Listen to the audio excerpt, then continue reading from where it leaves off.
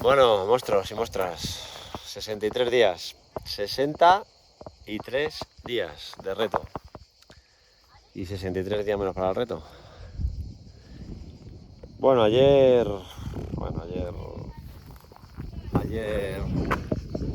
volvió a ser un día familiar, volvió a ser un día grupal, volvió a ser un día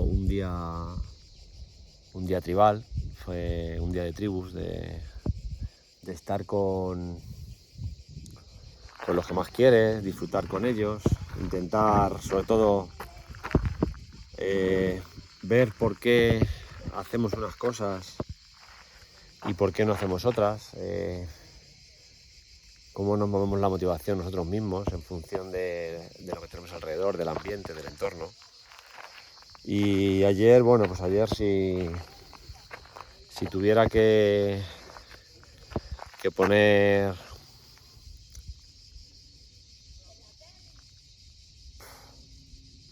un estado de ánimo, pues no sé, no sabría, dejarme pensar porque no sabría qué estado de ánimo tuvimos ayer con la llegada de la bola del mundo a Madrid. Bueno, celebraciones, todo el mundo contento, todo el mundo feliz, parece que no hay problema, ¿no? Parece que la gente sale a la calle. Y yo creo que al final muchas veces necesitamos eso, necesitamos que la tribu tire de nosotros, necesitamos sentirnos arropados, necesitamos sentirnos queridos, necesitamos sentirnos, bueno, lo que hablamos el otro día, ¿no? Útiles y sobre todo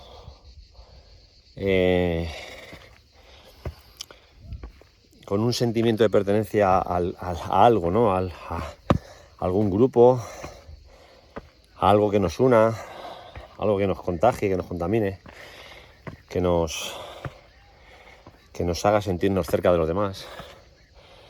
Y bueno, pues ayer, como viste seguramente en televisión, y si no están ahí ahora mismo en la época digital, puedes volver atrás al día que quieras y verlo, y con el tema de los youtubers y la gente que se dedica a hacer este tipo de reportajes, puedes meterte en internet y buscar lo que ocurrió en cada día. Evidentemente, por las webs funcionales, todos sabemos o dentro de unos años, seguramente sabremos dónde estábamos el día que España ganó el Mundial de 2026, con quién estábamos y qué es lo que estábamos haciendo. Es cierto que al final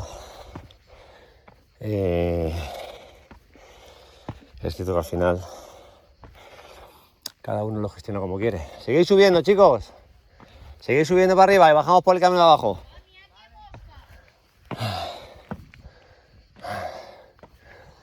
Bueno, reto conseguido. Hoy 119 escalones. Venga, seguid subiendo. Y como os decía, el sentimiento de pertenencia a algún grupo te hace ver que, pues bueno, que al final necesitamos socializar, necesitamos esos momentos para poder salir del bucle, para poder salir de todos los problemas que tenemos, y sobre todo para generar esos neurotransmisores. Vamos, reto conseguido. Para generar esos neurotransmisores que nos hagan sentir bien.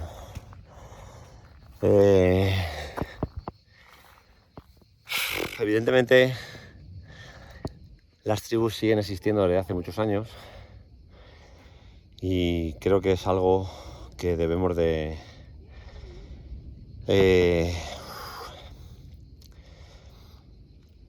trabajar.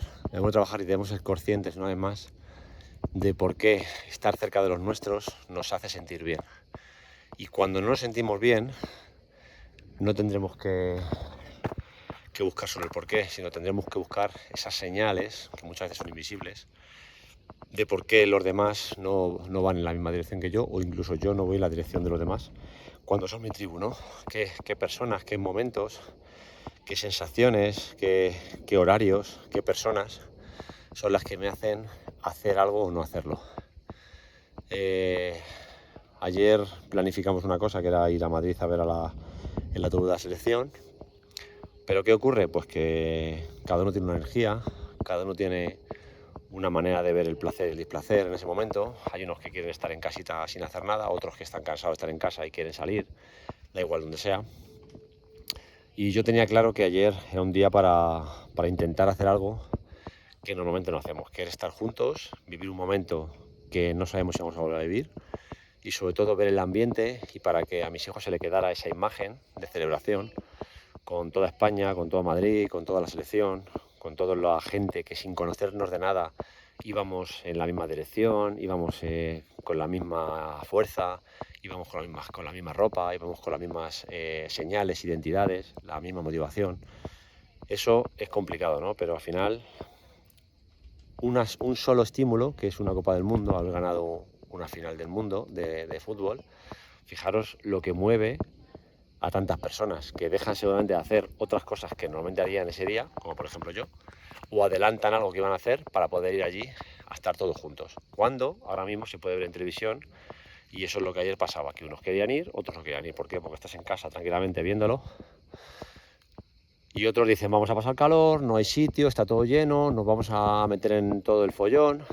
Pero si tú le haces cambiar, le reencuadras y le haces ver, yo conozco la zona, yo voy a ir, me estoy cambiando, el que se quiera y que se venga, voy a ver el autobús de la selección, voy a aparcar en algún lado lejos del mogollón, voy a ir con aire acondicionado, voy a ir en coche, voy a dar un paseo por el Retiro, que está fresquito, y la intención, el propósito, no solamente era ir a ver el autobús, era salir en grupo, salir con tu tribu, dar un paseo, hacer cosas diferentes, mover esos estímulos que tenemos normalmente y que tanto nos cuesta, y sobre todo ver cómo unos a otros nos podemos animar, nos podemos mover la motivación, nos podemos hacer cambiar de conductas simplemente por un pensamiento, por un hecho, por una acción o por un estímulo, ¿no? O por una persona. Una persona puede incluso mover a otro grupo de personas, y otro grupo de personas incluso no puede mover solo a una. O sea, para que os deis cuenta el poder de la influencia que tiene la mente. Al final el pensamiento va por otro lado. Hay veces que pensamos cosas que no están sucediendo, pero que cada uno se hace su efecto halo, ¿no? El efecto halo decía que damos por hecho situaciones que van a ocurrir por situaciones o experiencias anteriores, ¿no? Es decir, yo siempre que siempre que se ha celebrado el Mundial, siempre que he ido a Madrid, no he podido aparcar, no he podido encontrar sitio, me ha pasado esto, entonces al final, o cuando he ido a una celebración, ha habido gente que se ha desmayado, o después ha habido palos y la policía ha cargado, y he visto cosas que no me han gustado. Entonces, bueno, cada uno, acordaros que en esta de aquí arriba, tenemos un modelador, un modelador que hace que nos narra situaciones que no hemos vivido, pero te las está adelantando, te está diciendo ya lo que puede ocurrir, simplemente por ese efecto halo que tú tienes en tu cabeza, ¿vale? Que al final no deja de ser un sesgo cognitivo. Así que bueno, ayer unidos por una pelota, ojalá esto nos sirva para poder seguir avanzando y seguir conociendo nuestra mente, nuestra cabeza, e ir guiando nuestros pensamientos hacia donde queremos, ¿vale? Y cuando sepáis que algo no funciona o que algo no sale, pararos a pensar qué es eso que os está, ¿vale? Observar el entorno, observar los estímulos, las personas, qué momento es, si coincide en horario con otras cosas, con otros pensamientos. Si es siempre, por ejemplo, por un tema de fútbol, si es en verano, si es porque está una persona delante o un grupo de personas. Eso es un poco lo que tenemos que ir generando en nuestra cabeza, y no solamente dejarnos llevar. Al final el tema de la obligación, hacer cosas por obligación, hacer cosas porque sí, hay que tener disciplina, hay que tener voluntad, todo eso está muy bien, pero hay veces que no solamente se trata de eso, se trata de generar una observación de 360 alrededor de lo que te está pasando e intentar cambiar o mover esos estímulos que nos generan esa conducta. Así que bueno, ayer el estado de ánimo, os puedo decir que me volví a sentir en familia, pero sobre todo me volví a sentir con una perteneciente a un grupo, a una tribu, y dentro de esas tribus otras mini tribus y otras mini tribus. Así que bueno, ayer contento. Bueno, monstruos, vámonos. Sara, reto conseguido.